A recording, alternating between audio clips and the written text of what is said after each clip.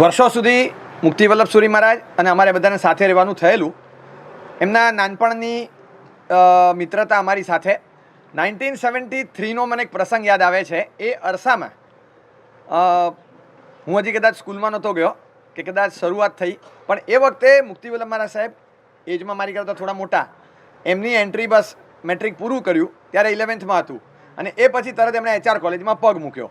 મને કહેતા કે આજનું તમે આ કોલેજવાળાને બધાને સમજાવો કે અમે કોલેજમાં ગયા એ દિવસે પણ અમને જરાક એમ હતું, પિકનિક મૂડ હતો, એન્ટરટેનમેન્ટ ઝોનમાં ગયા એવું લાગે.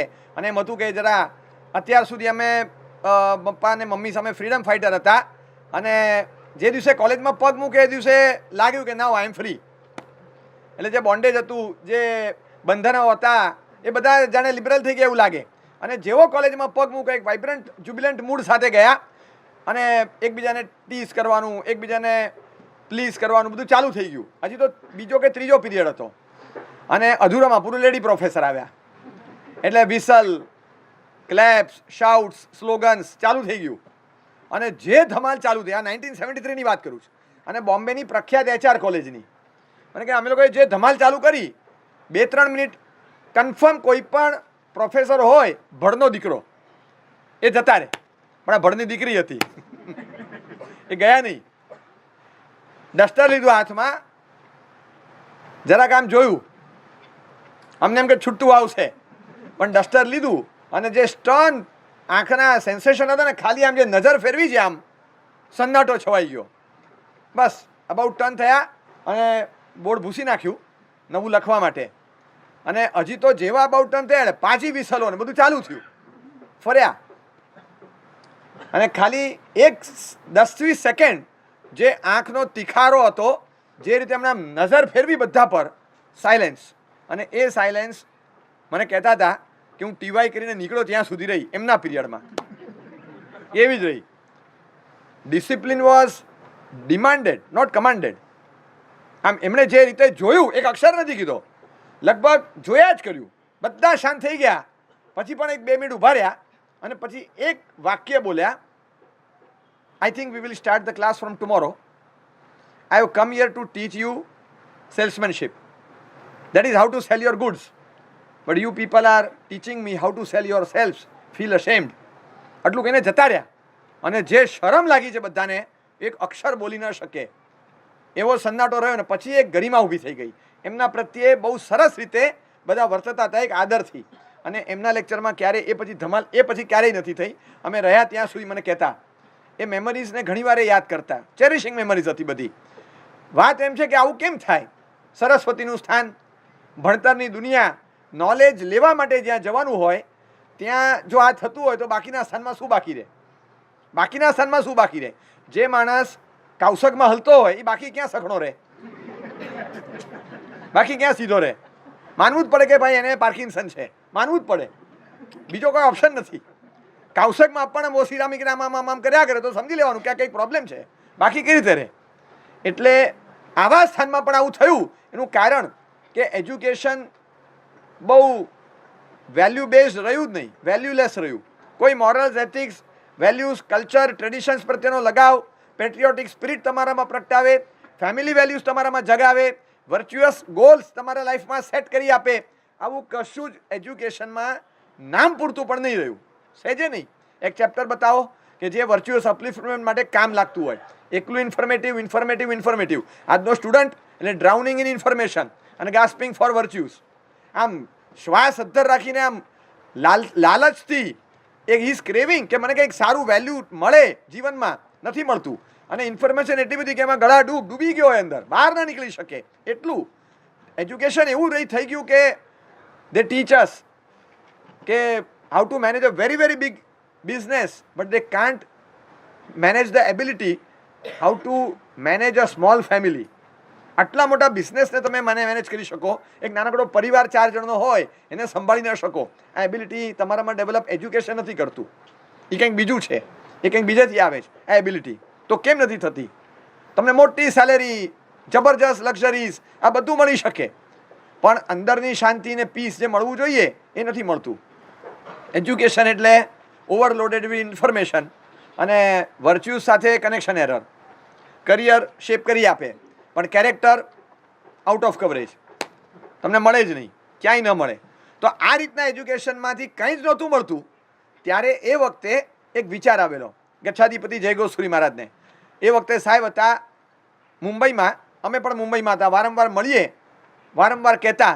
અને પછી હું ઈરલા હતો ત્યારે સતત સાહેબનું પ્રોત્સાહન આવ્યું કે તું આ યંગસ્ટર્સ માટે સ્પેશિયલ કંઈક શરૂ કર, એમની કંઈક સ્પેશિયલ શિબિર શરૂ કર, એ લોકો જ આવે, બીજા કોઈ નહીં જોઈએ. અને 15થી 25, 30, 35 વર્ષ સુધીનાને જ આવવાનું, એ બધા આવે, એમને એમની ભાષામાં આ બધું આપવું પડે. સંસ્કારોનું સત્યાનાશને ધોવાણ થાય છે. આ જો થવા દેશું તો ભવિષ્યનો સંઘ ક્યાં જશે?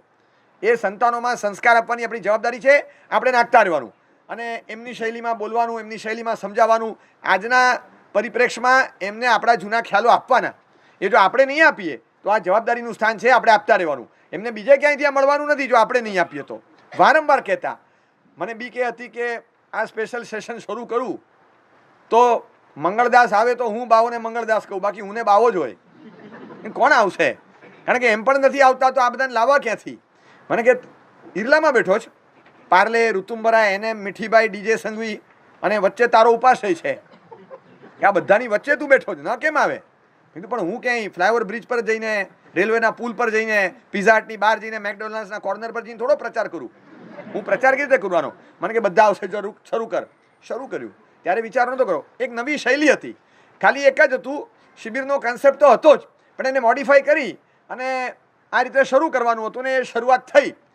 એક મનમાં રાખેલું કે એમને આપણા રિચ હેરિટેજ ઉપર માન થવું જોઈએ, એમને આપણા ભારતીયતા પ્રત્યે ગૌરવ થવું જોઈએ, એમને જૈન હોવાનું આત્મસન્માન વધવું જોઈએ, એમને ગુજરાતી હોવાનું એક પ્રાઇડ ફીલ થવો જોઈએ, એમને એક સંસ્કારી મા બાપનું સંતાન હોવાનું અંદરથી પ્રાઉડ ફિલિંગ થવું જોઈએ, જે નથી.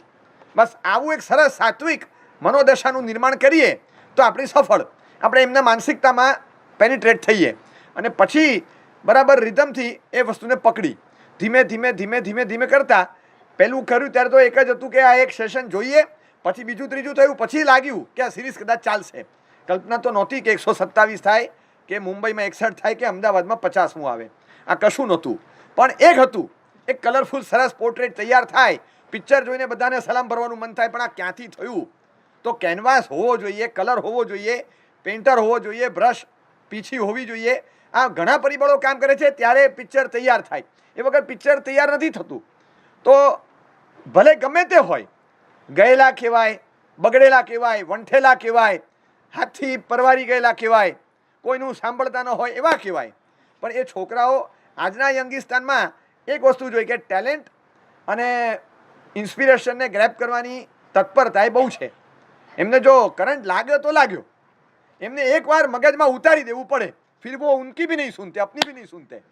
એ લોકોને મગજમાં ઉતારવું જોઈએ, એટલું ખાલી છે, એમને મગજમાં ઉતારવું પડે. એ ચેલેન્જિંગ જોબ ખરો, પણ એકવાર નસ હાથમાં પકડાય પછી વાંધો નહીં, પછી ઇન્ટ્રાવિનસ જતું રહે. નસ પકડતા વાર લાગે પણ પછી લાગે કે હવે ગયું નસમાં. અને એટલા બધા ટેલેન્ટથી ઉભરાતા હોય, એટલી તત્પરતા હોય જીવનમાં, સાચું સમજવાની તત્પરતા ઘણીવાર અને વારંવાર. આ વાક્ય હું યાદ કરું કે બધા કહેતા હોય યુથ ઇઝ યુઝલેસ, હું ઈડી લગાડીને કહું કે યુથ ઇઝ યુઝડ લેસ. એનો ઉપયોગ નથી થયો. જેટલી ક્રાંતિ આવી યુવાનોના ખભે સવાર થઈને આવી. આ દેશને સ્વતંત્રતા મળી ત્યારથી લઈ અને જેટલી ક્રાંતિઓ આવી, જેટલી ભ્રાંતિ આવી, એ પણ યુવાનોના સવારીથી આવી. પણ જેટલી ક્રાંતિ આવી છે એ પણ યુવાનોના ખભે સવારી લઈને આવે છે. તો એક નવી ક્રાંતિની શરૂઆત થાય. આપણે એક વર્ચ્યુઅસ ટાર્ગેટ સેટ કરી અને એ ગોલ તરફ જીવનને લક્ષ્ય બાંધીને આગળ વધીએ. અને કરિક્યુલમ હોય એ રીતે કોર્સ તૈયાર કર્યો અને ધીમે ધીમે એ જ સિસ્ટમમાં રોટેટ થઈ અને અલગ અલગ ટોપિક્સ મેનેજ કરવાના અને એ સિસ્ટમથી આપવાનું. તમને જે ગમતું એ મારે નથી આપવાનું, મને જે ગમે છે અને અમને જે આપવાનું કીધું છે એ જ મારે તમને આપવાનું છે. તો કેનવાસ તો તૈયાર હતો, એલિજિબલ યુથ આ કેનવાસ હતો. એટલો બ્રોડ કેનવાસ પટ હતો, એની ઉપર પેઇન્ટિંગ કરવાની મજા આવે. કલર્સ અમને મળી ગયા, શાસ્ત્રોમાંથી કલર્સ મળે છે, નીતિશાસ્ત્રોમાંથી કલર્સ મળે છે, સુભાષિતોમાંથી કલર્સ મળે છે, કોઈ સારા કોર્સમાંથી કલર મળે છે. અને જેને લેતા આવડે એને તો કોઈ સોંગમાંથી પણ કલર્સ મળે છે. એને તો ગમે ત્યાંથી મળે. કલર કાઢતા આવડવો જોઈએ. એ કલર લેતા આવડે તો કલર તો બધે જ છે, પણ એ આપણે જે જોઈએ એ કલર કાઢવાનો જ અને એ લગાડવાનો જ, એ રંગ લગાડવાનો હતો. તો કલર લઈ અને અમે શરૂઆત કરી. અને એના પેઇન્ટર છે, એના પેઇન્ટર ગચ્છાધિપતિ જય ગોસુરી મહારાજ છે. એમણે હાથમાં પીછી લઈ અને પેઇન્ટ કરવાનું શરૂ કર્યું. ગચ્છાધિપતિ જયગોસુરી મહારાજે હાથમાં પીછી ઉપાડી અને જે કેનવાસ ઉપર ચિત્રકામ કર્યું એ પીછીનું નામ ઉદય વલ્લભ મહારાજ છે. આઈ એમ જસ્ટ અ બ્રશ. મને ખબર છે કે મારો રોલ શું છે. એક પીછી હાથમાં એમણે ઉપાડી, એટલું ગૌરવ થયું. પીછીને ગર્વ કરવાનો અધિકાર નથી, પણ 100% ગૌરવ માની શકે કે મને આવા એક સરસ કાર્યમાં મને નિયુક્ત કર્યો. કંઈક અંશે આપણા પર જે શાસનનું મહાપૂર્ણ છે એને ઉતારવાની તક મળે. અને આજે તૈયાર થાય ને, મને ચોક્કસ લાગે કે સંખ્યામાં, સારી સંખ્યામાં યંગસ્ટર્સને જોઉં ત્યારે મને લાગે કે આ અમારું શાહપુરનું તીર્થ તૈયાર થયું, આ અમારું ધર્મચક્ર તીર્થ તૈયાર થયું, આવું શાંતિનાથનું દેરાસર તૈયાર થયું, જીવતું જાગતું તીર્થ એવું લાગે કે જેના હૃદયમાં સેલિબ્રિટી સ્ટેટસ તરીકે ક્યાંક કોક લબાચાઓ બેઠેલા હતા, એ પોતાના આઈડિયાલ્સ બદલી, પોતાની આઈડિયોલોજી બદલી, પોતાના આઈડિયાઝ બદલી, પોતાના ગોલ્સ ટાર્ગેટ્સ બદલી અને ચેન્જ લાવી દે જીવનમાં. એ જ્યારે જોઈએ ત્યારે એટલો બધો આનંદ થાય કે બહુ સારું થયું સાહેબ કે તમે આ પીછી ઉપાડી. પીછી તો મળી જવાની હતી, કેનવાસને કલર તૈયાર હતો, પેન્ટરને પીછી ક્યાં ન મળે, પણ આ પીછી ઉપાડી બહુ આનંદની વાત. અને સાહેબને હું ઋણ સ્વીકાર કરું કે સાહેબ આ પીછી પર આપે પસંદગી ઢોળી, ખૂબ ખૂબ આભાર અને ઋણ સ્વીકાર. પણ એક હતું કે આને મોડિફાઈ કરી અને એવી રીતે આપવાનું હતું કે જે લોકો ગ્રહણ કરે, અને એ ચેલેન્જિંગ જોબ મારે નિભાવવાનો હતો છેક સુધી. એ ચાલુ રાખ્યું. Not the things you like but the things I want to deliver in the way you like. એ રીતે મારે આપવાનું હતું અને એ રીતે આપવાનું શરૂ કર્યું. બહુ સરસ એક જગ્યા હતી જ્યાં જગ્યા પર રોડ ક્રોસ કરી રેલવે પાટા આવતા હતા. પાટા ક્રોસ કરીને પેલી બાજુ લોકો જતા, અને પાટા ક્રોસ કરીને પેલી બાજુ જ્યારે જતા હોય ત્યારે ઘણીવાર એક્સિડન્ટ થાય, ઘણીવાર ટ્રેનની વિસલો વાગે, લોકો ખસે નહીં ટાઈમ પર. હવે હું નીકળી જઈશ ને અચાનક એકદમ 200 મીટર ટ્રેન દૂર હોય અને જોખમ લઈને જાય, ત્યારે જોખમ તો એ લે, પણ ડ્રાઈવરને એમ થાય કે આ કઈ જાતના માણસો છે. કમ્પ્લેન વારંવાર આવી. ત્યાં આગળ દિવાલો બનાવી દે. દિવાલ બને એટલે 15 દિવસ પછી દિવાલમાં 2 ફૂટનું ગાબડું હોય, ત્યાંથી લોકો જાય. પછી એ ગાબડું પૂરવામાં આવે એટલે 1 અને 1 2 અને પછી 3 એમ સિમેન્ટની ગુણો, પથ્થરની ગુણો મૂકે રેતીની, એની ઉપર ચડી અને ધબકું મારી અને પછી કૂદકા મારીને જાય. લોકો સુધરે નહીં. પુલ બાંધેલો છે છતાં એ બ્રિજ કેમ નથી વાપરતા એ સવાલ હતો. મ્યુનિસિપાલિટી કે આ કેમ આમ કરો તમે લોકો? અમે દંડ કરીએ, બધું કરીએ. યંગિસ્તાન છે, ક્રિએટિવ માઇન્ડ. અને 3-4 છોકરાઓ પહોંચી ગયા મ્યુનિસિપાલિટીની કચેરીમાં કે સાહેબ લોકો પુલ ઉપરથી ચડે એવું અમે કરી શકશું, અમને થોડી પરમિશન જોઈએ છે. તો કે શું પરમિશન જોઈએ? તો કે આટલી પરમિશન આપી. અને એ લોકોએ સિટીમાં એક સરસ ક્રિએશન કર્યું.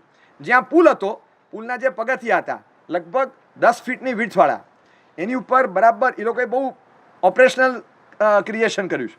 બહુ મહેનત કરી, ઇલેક્ટ્રિશિયન સાથે રાખ્યા, બહુ બધા માણસોને, ટેકનોલોજીના નિષ્ણાતોને સાથે રાખ્યા, બ્લેક વ્હાઇટ કીઝ બેસાડી, પિયાનોની, હાર્મોનિયમની જે કીઝ હોય, પિયાનોની કીઝ હોય તો કીઝ બેસાડી દીધી, બ્લેક એન્ડ વ્હાઇટ બધી. અને એવી રીતનું મેનેજ કર્યું. તમે ઉપર ચડો એટલે ટિંગ ટિંગ ટિંગ ટિંગ ટિંગ ટિંગ અવાજ આવે, અને ત્યાંથી ઉતરો એટલે પાછો અવાજ આવે, ટિંગ ટિંગ ટિંગ ટિંગ ટિંગ ટિંગ. સરસ અવાજ આવે. પછી તો રોડ ક્રોસ ન કરવાનો હોય તોય લોકો અહીંથી જાય, આમ ઉતરે, પછી પાછા આમ ચડે, આમ ઉતરે.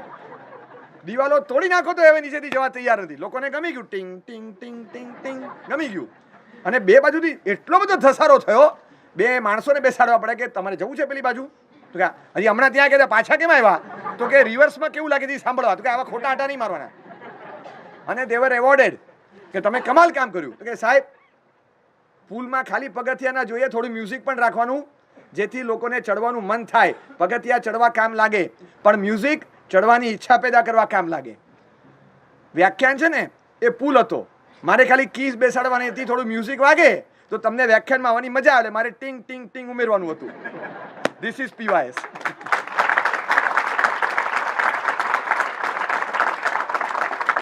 આ ટિંગ ટિંગ. જો 15-20 મિનિટ ટિંગ ટિંગ ના ચાલે તો તમને થાય કે ચાલે, વચ્ચે વચ્ચે 10-10 મિનિટ આમ મજા આવતી હતી, પણ પછી પાછું આમ જરાક જોકાવી જાય. તમને સતત ભાનમાં રાખવા બહુ જોખમ. અને એના કરતાં વધારે મારે જે સર્જરી કરવાની હોય એ માટે તમને પાછા ઘેનમાં રાખવા પડે. અને ઘેનમાં એવી રીતે રાખવાના કે ઘેનમાં રાખી અને ભાનમાં રાખવાના, ભાનમાં રાખી અને ઘેનમાં લઈ જવાના.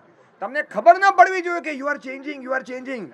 તમને જો રિયલાઇઝ થયું એ આપણામાં ફરક પડે છે, નહીં, તો તમે ભાગી જાઓ. મારે એ બહુ ધ્યાન રાખવું પડે કે ચેન્જ પૂરો ન થાય ત્યાં સુધી ચેન્જનો પ્રોસેસ રિવીલ ન થવો જોઈએ. ધીમી ગતિએ પણ નક્કર ગતિએ ચેન્જ થવો જોઈએ અને ચેન્જ થાય. ચેન્જ મને ફીલ થવો જોઈએ, તમારા ઘરનાને બધાને ફીલ થવું જોઈએ. તમને ફીલ થતો હોય પણ રિવીલ ન થવો જોઈએ. તમને આ ચેન્જ આવી રહ્યો છે, ધીમે ધીમે ધીમે સેટલ ડાઉન થવા દેવાનો અને પછી કોન્ક્રીટ કામ થઈ જાય.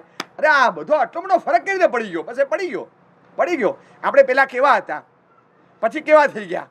ના થઈ ગયા?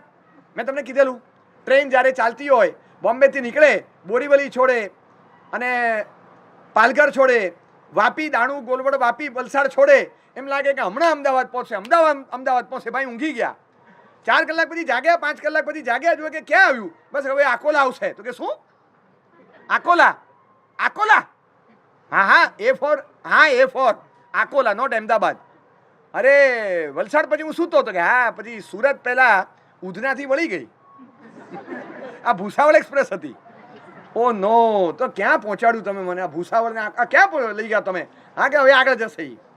એટલે ઘણીવાર એવું થાય, 8, 9 સ્ટાન્ડર્ડ, 10 સ્ટાન્ડર્ડ છે ને, એ ભૂસાવળ છે.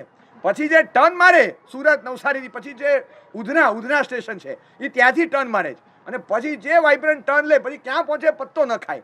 બધા મમ્મીઓ પપ્પાઓ કહેવા આવે, સાહેબ અમારો છોકરો અષ્ટપ્રકારની પૂજા કરતો હતો, હાથમાં બટવો જાણે પકડ્યો નથી સાહેબ, દર્શન કરવા નથી જતો સાહેબ. પહેલાં ઉપાસ્યમાંથી બહાર ખેંચીને લાવવો પડતો હતો, હવે ધક્કા મારીએ તો પાછો ઘરમાં આવી જાય છે. મેં કીધું બહુ સારું, ઘરમાં આવી જાય છે, બહુ સારું, નસીબદાર છીએ. ધક્કા મારો તો ઘરમાં આવી જાય છે. બાકી ઉપાસ્યમાંથી જેમ ખેંચીને લાવવો પડે, બીજેથી ક્યાંક ઢસડીને લાવવો પડે. આ તમારો છોકરો નસીબદાર અને તમે નસીબદાર, જો ધક્કા મારો તો પાછો ઘરમાં આવી જાય. કોઈ ચિંતા ના કરો સાહેબ, ઘરે પગલાં કરો ને સાહેબ, ઘરે પગલાં કરો. એને આમ કહેજો, એને આમ કહેજો, એને આમ કહેજો. બીજું કશું નથી કહેવું. પહેલાં અમે આવી જશું, પણ અમે આવીને સીધું શરૂ કરીશું તો એ નહીં આવે. અને અમે પગલાં કરીએ કે ન કરીએ, એના પગલાં થાય તો મહત્વનું છે, એ આવશે તો મહત્વનું. પણ ધીમે ધીમે એ લોકો કનેક્ટ થયા. પોતાનું લાગે, પોતાને એમ લાગે કે આમાં જરૂરી વસ્તુ છે ને મને મળી રહી છે તો એ લેશે. અને આ વસ્તુ ધીમે ધીમે આ પેટર્નથી શરૂ થઈ. Morals, principles, self confidence create થાય, બસ એ મેઇન લક્ષ્ય રાખેલું. જૂના જેટલા પણ શ્લોકો, ગ્રંથો, ભજનો, પદો, ગીતો, નીતિશાસ્ત્રો, નીતિવાક્યો, સુભાષિતો, કોર્સ, બધા આપણી અંદર એક વર્ચ્યુઅસ ગ્રોથ લાવવા માટે એનું નિર્માણ થયું છે. અને જે ચીજો છે, શબ્દો જુદા હોય પણ ભાવાર્થ એક હોય કે દુનિયામાં ભણતરમાં તેમને ભણાવવામાં જે આવ્યું એની કરતાં સમથિંગ ડિફરન્ટ અને સમવોટ કંઈક આપણા માટે નિર્માણ થયેલું એ આપણામાં રોપાય. બસ એવી ચીજો એ પદોમાં ને શબ્દોમાં ગોઠવવામાં આવે અને એ શબ્દો દ્વારા આપણી અંદર કંઈક એવું ક્રિએટ થાય જેના માટે આપણે આ ભવમાં સર્જાયા છીએ.